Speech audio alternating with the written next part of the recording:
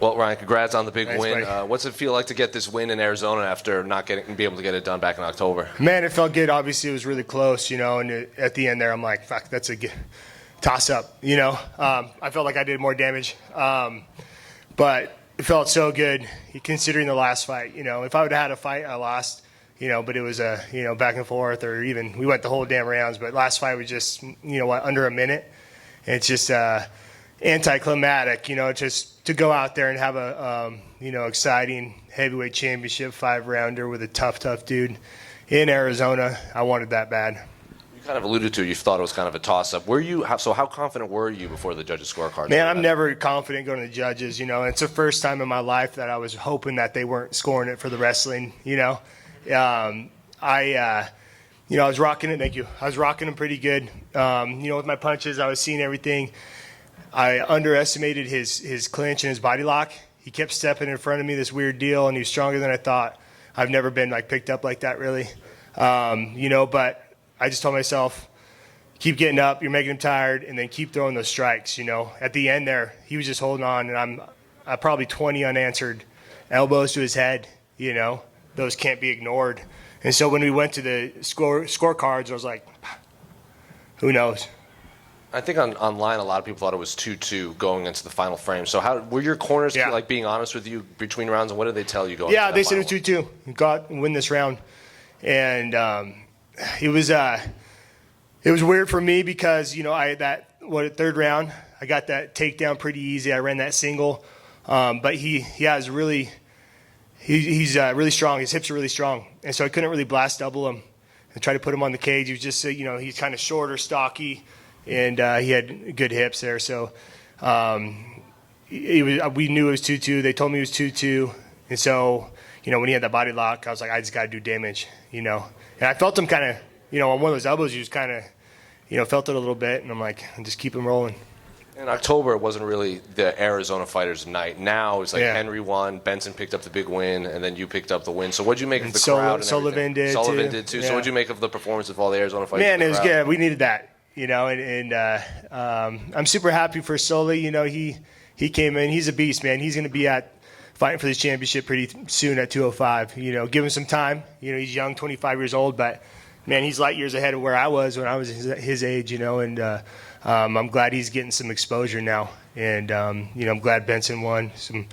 It's nice when we don't have a lot of fights here in Arizona, these bigger fights, and especially with Bellator, second in a long time, to come in here and have that crowd, get behind us and then get a win for them. It's not only for us, man. We've been here forever, wrestled, in front of these guys, and started our mixed martial arts career here.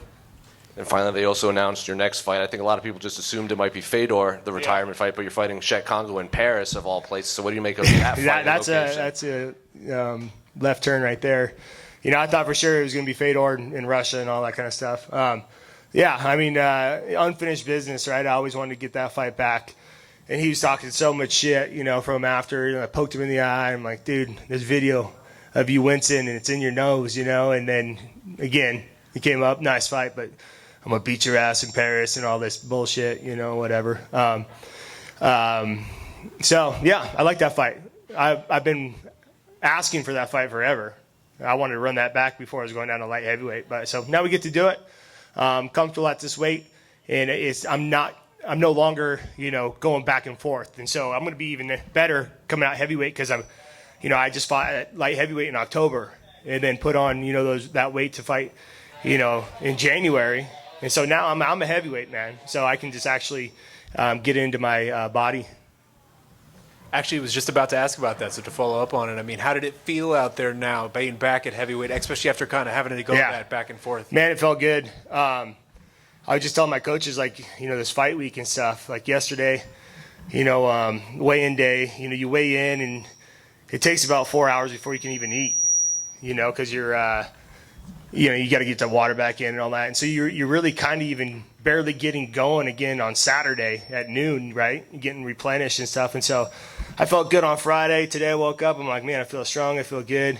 And I can tell in there, taking shots. He hit me with a couple good shots, nothing, and I felt fast, and I obviously feel strong in there. So heavyweight's my jam now.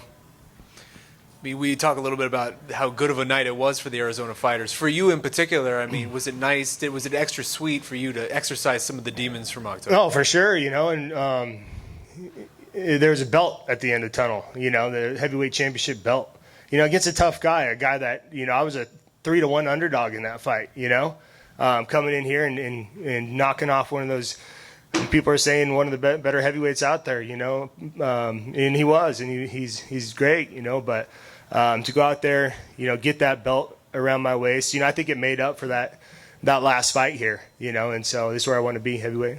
I mean, you just mentioned the odds. Did it feel to you like people were counting you out? Yeah, for sure. MMA is a weird, fickle sport. They can look at your last fight, even though it's big guys, small gloves throwing at each other. We're all the best in the world, but you take a little slip back and people write you off. They don't look at your body of work. It's what have you done for me lately? And I always knew like I was going to feel good coming up. At heavyweight, it's where I wanted to be, and so I saw those odds. I'm like, awesome. They're counting me out right now. Now's the time to, shut everybody up and keep this train rolling because I know I'm, one of the best in the world and I can be at any given night.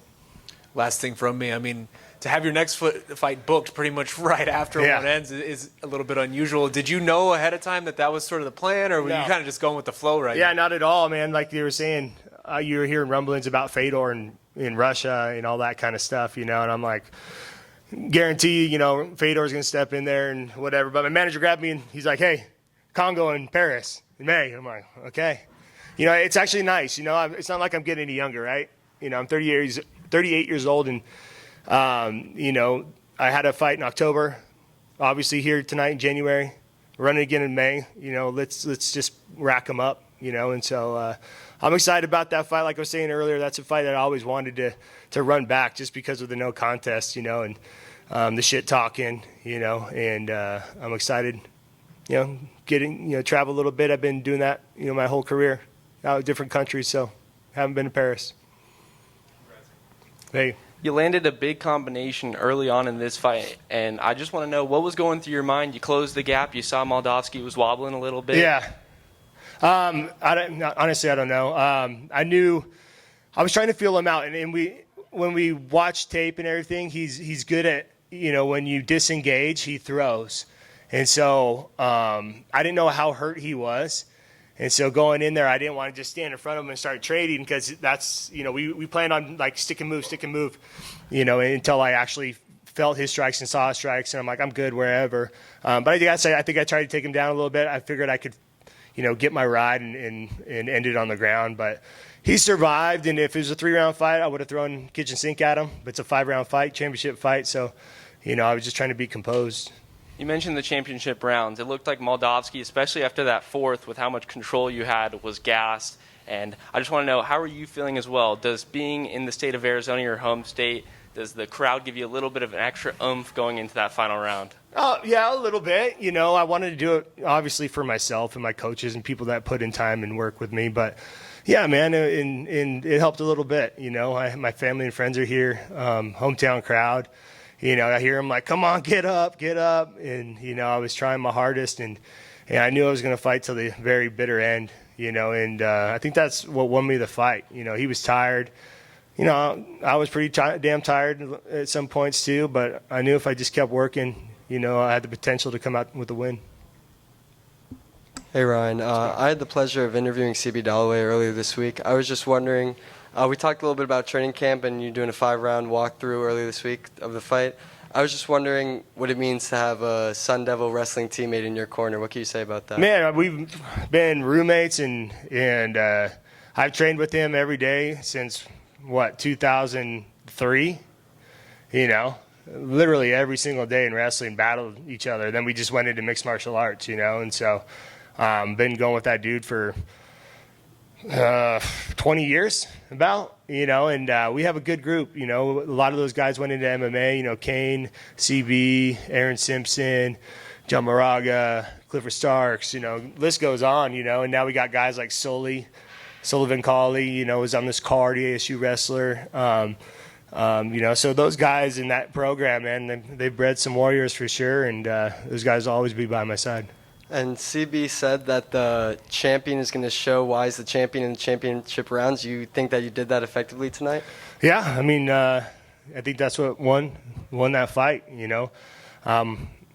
I went out and won the fourth and fifth, championship rounds, or was it the third? No, you won the fourth and the fifth. Okay, yeah. So I knew when I started getting taken down, like in the second, I was like, all right, it's going to come down to the end. I know I'm going to go. I'm not going to quit, and I'm looking over. I always look over, and I see him, and he's, pretty damn tired. I'm like, I can steal this away. I just got to keep going forward. And like you just said, you guys seem to be a bit tired going into the fifth round. Do you think that the crowd has any effect on the gas tank? When you hear the Bader chants, the USA chants, does that give a little added motivation to keep on pushing? Yeah, a little bit, yeah. I don't need a lot of, more motivation, but honestly, when you hear, it's not just you in there. You could just be like, oh man, I'm kind of tired. Maybe I have this. I can just chill, But when you hear people that are invested in you, your coaches, your training partners, and then the whole crowd, come on, you can do this, do it for us, kind of deal. Gives you some motivation, and that's why I was like, kind of got locked up in that fifth round. I'm like, I got to hurt this dude. I can't move. This guy's strong, but I'm going to hurt him and go. I'm not, I'm going to go out like that and see what happens. Yep. Hey, Ryan, congrats on the win. I talked to Benson about this earlier, so I'll talk to you about it. So your place in Arizona MMA, I know you said you're getting older. I know you're obviously not ready to hang them up yet or like completely look back on your career. But does it mean something to you, that you can fill a house in Arizona, that when you list Arizona fighters for history, your name comes up quickly, if not first? Does that mean something to you, like really being the guy that is kind of the face of MMA around here? Hell yeah, it's just, it's kind of weird because, what do I have? I have 39 fights now, some not on my record because Ultimate Fighter and all that. And I'm like, how the hell do I have that many fights? I feel like I'm 5 years into my career, even though I'm freaking pushing 40, but I've never really like looked back, at my career and sometimes I got to remind myself and be like, hey, look at who you've beat, look at what you've done, and so for me, it was very, very important to come back to Arizona after that last fight and have a redo.